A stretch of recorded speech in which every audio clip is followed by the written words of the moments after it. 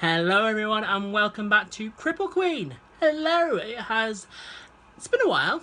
It's been a moment. I've not uploaded in ages and I'm not going to apologise. The world has gone to absolute hell in a handbasket. That'd be a great drag name, wouldn't it?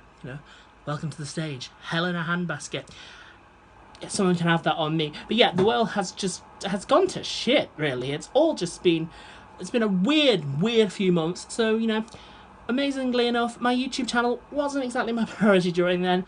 Just trying to keep myself above board and floating along and just carrying on and kind of coping was. But, I'm back, feeling a bit better about things. Things are slowly starting to feel like this might be it now. And yeah, so I'm back with some new Kripple Kween for you. If you're new here, Kripple Kween is a vlog by me. I'm Marilyn Misandry. I am a trans woman, drag queen, and cripple. And when I say I'm a cripple, what I mean by that is it's a reclaimed slur. It's a reclaimed slur for myself because I'm physically disabled, as well as that I'm quite mentally ill at times as well, and I'm also autistic. But I like the word cripple because it rhymes with queen. That's all you need to know about it. It's just a bit of a reclaimed thing going on there. If you've got a problem with it and you don't like it, you don't have to watch. I like it. That's all there is to it. And this is my vlog all about different aspects of disability, drag, gender and culture, and all the fabulous ways they intersect, all the ways they interact with each other. And on today's video, it's going to be another one of those little Kripple Kween tells you how to do better at things. No, I'm joking. That would just be ridiculously arrogant to call it that. Should I call it that? I think I might. Actually, yeah, I might. That might be it. Who knows? But no, I'm going to talk to you today about being an ally. Now, specifically, I'm going to be talking today about being an ally to trans people, but I think a lot of the things I'm going to suggest you could apply to being an ally to any marginalised group. With that said, I don't ever want to feel like I'm going to speak about racism or how you can be an anti-racist ally, because that's not my conversation. So with that in mind, I am going to link some resources in the comments about that particular. But other than that, if you ever wondered about how you might be a better ally to your disabled friends, to your trans friends, to your lady friends, as in your friends who are ladies, not your wife or girlfriend, although maybe you need to be an ally to them, I don't know. But yeah, specifically today, I'm going to talk with you about how you can be a better trans ally. So if that sounds like something that you want to find out about, something that you're more interested in, stick around, let's chat, let's explore some ideas. So like I said, today's video is all about being a better ally to your trans friends. It's just something really simple that I've been thinking about, because I think a lot of people have seen, that at the moment there is a lot going on to attack trans people, and I think a lot of people, oof, that's a wonky eyelash right there. That's going to be fun for the whole video, just ignore that. But I think there's a lot of people who want to do better at being an ally, or I think there are people who have got a lot of questions about how you can be an ally to trans people, and it's almost difficult, almost feel like they can't quite ask, or they don't quite know exactly where to start. This video, it's kind of a rough guide to that. Obviously, this video is not going to be able to answer every single question about how you can be a good ally. And like I said, I am speaking from a position as a white person, so I can't really speak on the best ways you can be an ally to your black friends or your friends of colour. What I am going to do is link in the comments below just some stuff on how you can be a better anti-racist ally, but obviously it's not my place to speak, as that's still a process that I'm learning and going through. But I definitely think it's my place to speak about how you can be a better ally to your trans friends, because, chances are if you're watching this video, I'm one of your trans friends, you're one of my cis friends, you want to find out a bit more. So, quickly go through some terms, really quickly. Transgender, when I say someone who is transgender, we are speaking about somebody who doesn't identify with their assigned gender or assigned sex at birth, by which I mean they came out of whoever gave birth to them, the doctor took one look at them and said, you're this, you're that, and they turned around perhaps a bit later on in life and just went, ha, no. That's the simplest way to sum that up. Someone who is cisgender is someone who came out of someone, the doctor just went, you're this, you're that, and they just went, yeah, fair, that is me. Really simple. So when I say cis or trans, that's what we're referring to. Now, when I talk about being an ally, what that means to me, and I think a lot of people have different definitions of it, for me, very simply, an ally is someone who has more power or privilege and wants to help affect change for someone or a group of people who are marginalised. And what that means is, someone who is affected by bigotry, prejudice, or any of that malarkey, and there is someone who sees that and goes, oh, well, actually, I'm not affected by this, that, or that, or I have more privilege because of this, this, and this. I want to help lift you up as well. That, to me, is what allyship is. Allyship is helping to lift someone up and just kind of helping to get ahead. It's simple. It's just helping. Allies are helpers, but of course we're not going to go around calling each other helpers because that's just a bit cringe. Now, the reason we're specifically talking about how you can be a better ally to trans people is it's really rough at the moment to be trans. It's never exactly the biggest barrel of laughs. It's very, very rare that it's a complete and utter giggle, but it is especially shit at the moment. And this is for a few reasons. We've obviously all spent, or at least all should have spent, about 3.5 months not really leaving the house other than to go to the shops, to go for a walk, or to just stand outside and scream into the sky at the horror and terror of it all. No? Just me? Oh well. So that's one thing of it, is we've all been isolated for 3.5 months, and for a lot of people, a lot of trans people, that means they've been isolated in environments where they cannot express their gender as they choose to. They're perhaps in environments with people who are transphobic. They've had to go back home, they've had to go back into the closet, they've ended up in really tricky situations.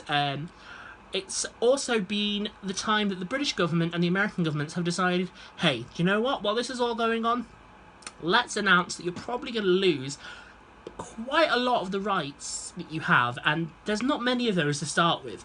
In America, Donald Trump has announced plans, and has been now voted through, I believe, plans to roll back protections for healthcare if you're trans. You can now be denied healthcare if you're a trans person because your doctor doesn't agree with it, which is horrifying and awful and wrong.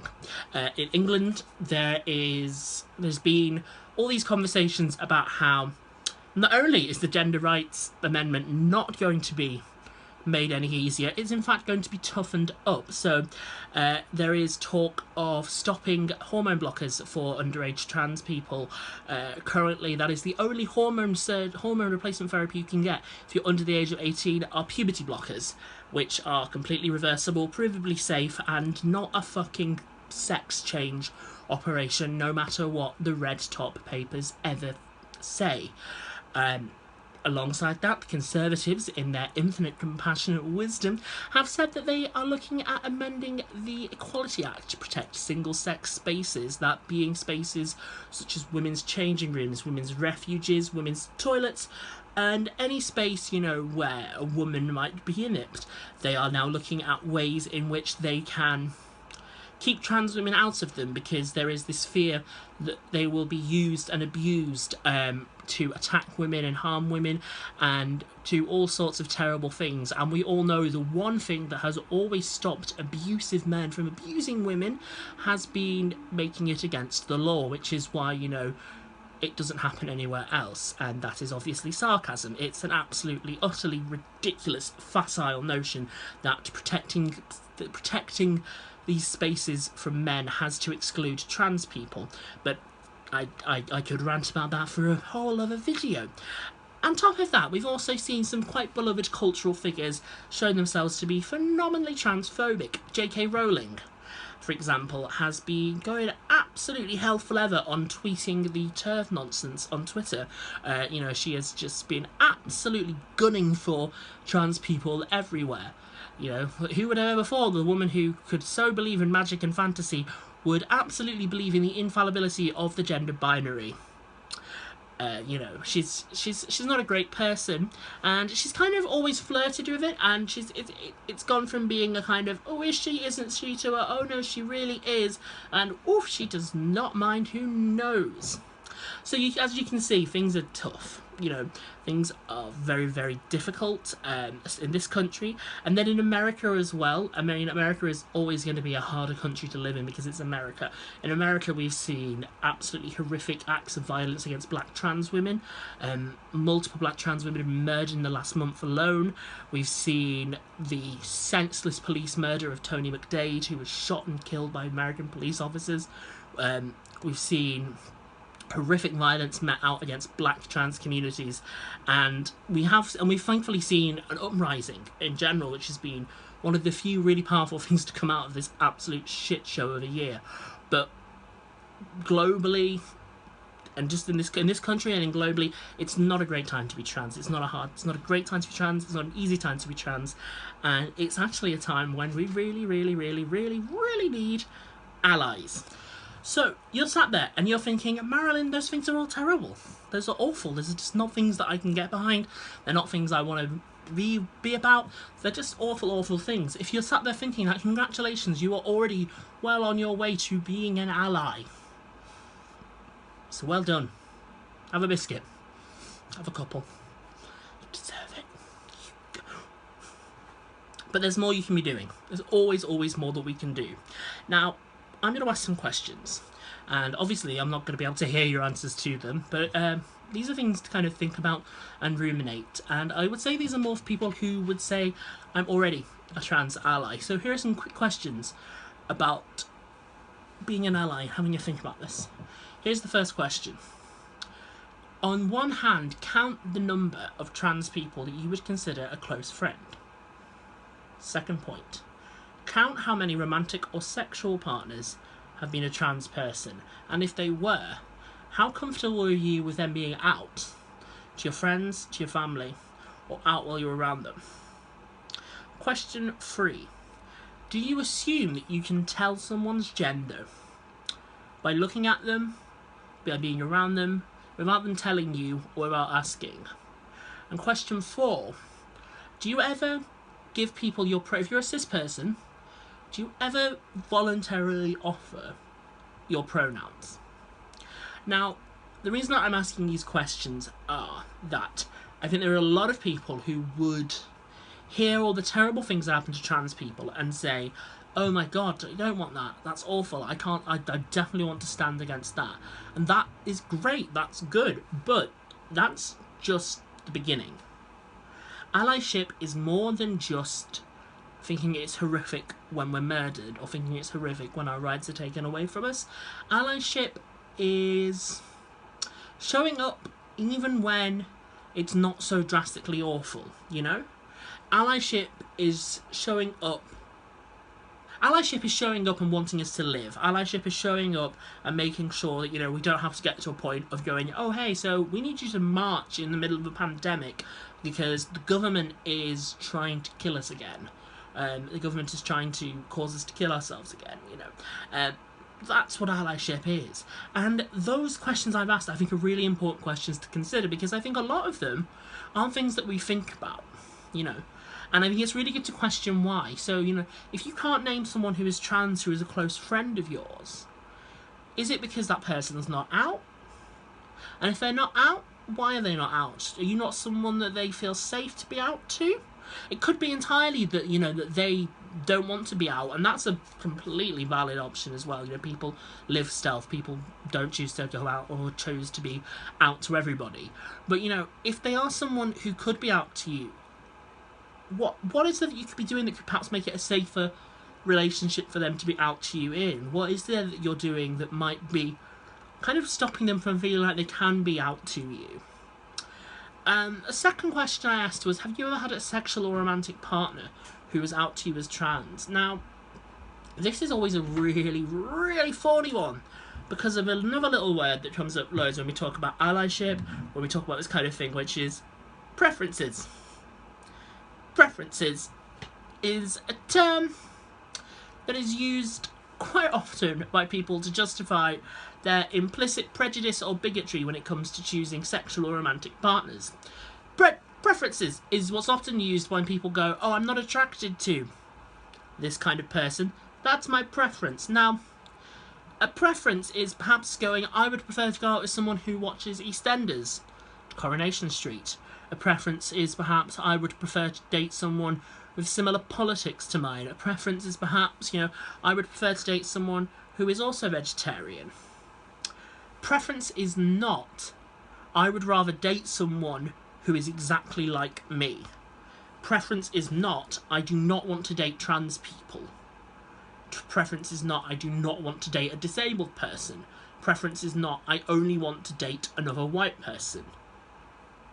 But the word preference is used to justify those kinds of things which are exclusionary and bigoted. Now, a lot of people's rejoinder to this is, are you saying I've got to go out and shag a trans person? Sorry, am I obliged to find trans people attractive? Which, of course, you're not, no. And to be honest, if you have that kind of attitude, you probably would do well to steering away from going out with trans people. But what you absolutely have got to do is you've got to question, what is it about dating a trans person? What is it about sleeping with a trans person that puts you off? And, the common responses to this are biology, which, makes no sense. You have no idea of someone's biological makeup, physical makeup, or anything like that from just going out with them. Every person is individual. Everyone is at a different stage of their transition. Is it that, you're concerned that you won't be a good enough partner for them because they're trans and you're cis and that's too different? Well, you might be a terrible partner to everybody. You might be the most amazing partner ever. You can't preclude yourself from dating someone because you're worried that you won't be good enough, or you'll never be happy. You'll never be happy at all. What I think I'm saying with that particular one isn't specifically you must go out and find a trans person, because that's called being a chaser, and we're not too fond of them either. It's always a spectrum. It's a spectrum between I would never ever date a trans person ever, and I'm going to have a fetishistic interest in purely trans people. Neither one of those is a really great option. Existing somewhere between them and questioning, okay, I have a implicit bias against wanting to date a trans person or against wanting to sleep with a trans person, and then questioning why that is, I think that's one really good step towards being a better ally. Now, the next thing is about, do you feel like you can tell someone's gender by looking at them or being around them without them telling you? And I think this is something that throws a lot of people out, because again, it's something where people, if you ask this to someone's face, I think a lot of people would just, of course, be like, no, not at all, I wouldn't assume gender, But if you're on the street and you see someone who is signifying perhaps a masculine expression, you would assume, you would make that natural assumption, and that's fine. Like I said, everybody has implicit biases. Even I as a trans person mess up on this. Everyone has these implicit societal biases about what gender presentation equals. But stop, question it. Why do you assume that this kind of expression means that gender? What have you been taught that's made you think this person dresses in this way, or this person speaks in this way, or this person behaves in this way, so this person must therefore be this particular gender? When you start to do that, you start to question a lot of the things that we assume about gender. And again, I think people are very uncomfortable actually asking people what their gender is. And I will be honest, a lot of trans people are not going to have a problem if you ask, how do you identify? It's just in how you do it. If you walk up to someone, I think if you walk up to a stranger, obviously, and the street and go, are you trans? No. You're clocking someone, it's aggressive, it's not the one. If you are perhaps working with somebody, or perhaps you're in an environment with somebody where you feel it's appropriate to ask, and again, it's often inappropriate to ask, but you feel it's appropriate to ask, maybe saying quite politely and politely going, if you don't mind me asking, how do you identify? And then saying how you yourself identify.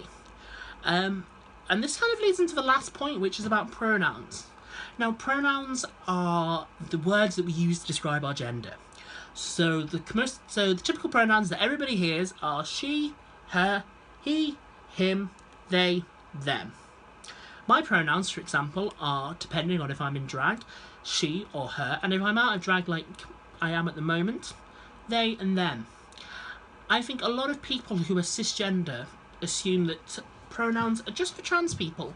And they're not. They're not at all. Pronouns are for everybody. They're our gift to you. No, pronouns, everybody uses pronouns. But a lot of cis people don't feel that they have to offer their pronouns or share their pronouns, perhaps the same way that their trans friends do. And I think this is because a lot of people, again, assume I present in this way, I act in this way, I speak in this manner, I do this, I do that, I am this, I am that. So people will just know. People will just know. You know, I have I have long hair. I wear a dress. I'm a cis woman, but I have long hair and I wear a dress. I'm a cis woman. I have breasts and a vagina. So people will just know that I'm a cis woman. Hypothetically, of course, I don't have long hair, and I'm not wearing a dress. And I think what happens is cis people, I think, get uncomfortable because I think having to think about your own pronouns or acknowledging your pronouns, I think it kind of makes a lot of people realise that actually gender is like a thing for you as well. I think it's really easy to kind of just assume that gender is just a thing for trans people, and I think being a good ally is recognising that and recognising that uncomfortability. A lot of being an ally is sitting with things and being uncomfortable with the things that you're sat with. I think something to acknowledge is being an ally is quite a difficult process. I think being an ally is an uncomfortable process because it makes you question a lot of things that you may have said or done, and it makes you question your culpability in a lot of ways that you might have behaved, you know. And the other thing to acknowledge is you'll mess up in trying to be an ally. If you're being an ally, part of being an ally is messing up. It's inevitable. You will make mistakes. You will do things wrong. You will say the wrong things. You will upset people, and it's just about being able to sit with that. It's about being able to go, I am human. I am fallible. I will make mistakes. And you know, if people point out to you you've made mistakes, it's not an attack. Most of the time, you know, if someone is saying to you, hey, you've done this, this, and this, and that's not alright, and that's not okay, and I don't like that you've done that, or that's transphobic, people will tell you that because they want you in their lives. You know, most of the time, if someone is transphobic, or is someone who fucks up in their allyship, and if I don't want anything to do with that person, I will not. It's like, no, you're done. It's the people that I want to carry on working with, it's the people I want to do better, who are the ones where I'll turn around and go, hey, so you did X, Y, and Z, and actually that's really counterproductive, or that's really upsetting, or that's quite transphobic, and here's why. You know, the process of allyship is acknowledging that your own complacency and your own complicity in oppressive behaviours. You know, I think cisgender people do have power over trans people globally, and I think trans people, even certain trans people have power over other trans people. You know, I'm a white trans person. That privileges me hugely over my black trans comrades, my comrades of colour in the trans community. And again, it's a process for me of learning how to be a better ally there, and acknowledging fucking up, acknowledging my own position of privilege within that. And I think part of being an ally is almost accepting that you will make mistakes. But what's really important is that you learn from those mistakes, and that you can move from those mistakes and be a better ally. And you know what? Sometimes they will not, and sometimes people won't forgive you. You know, there are trans people I know who just do not want cisgender people in their life. They do not want allies. They don't. And you have to acknowledge that for a lot of us, our experiences of cisgender society hasn't been one which endears us to want people who are cisgender around us. And I think you have to acknowledge that, because you have to accept that part of being an ally is actually some people won't thank you for this work. They won't want you to be in their lives. This is just what you should be doing. And I think it's important to think about, am I being an ally because I want to make the world a better place for trans people in it? Or am I being an ally because I feel like I want trans people to like me and accept me? And I think if it's for the latter, I think you really need to examine exactly why you need to be an ally. And I think it's really important to sit with those feelings, because ultimately, the reason you should want to be an ally for any oppressed group is that you want that oppression to end. You know? And if you're doing it because you want to be liked, or you're doing it because you think you have to, I think that affects your allyship. And I think that's quite conditional allyship. And I think it's maybe not the best thing yet. Anyway, I've talked far too much in this video already, but those are just some pointers from me about how you can look at being a better ally to trans people, maybe to consider about how you're an ally to groups. Anyway, I hope you found it really useful. I hope it's been informative. If there's anything you'd like to add, please do comment below. You know, like the video, subscribe. Hopefully there's going to be far more of them. And yeah, so thank you very much. I've been Marilyn Missandry. This has been Kripple Kween, and I'll see you on the next video. Stay safe.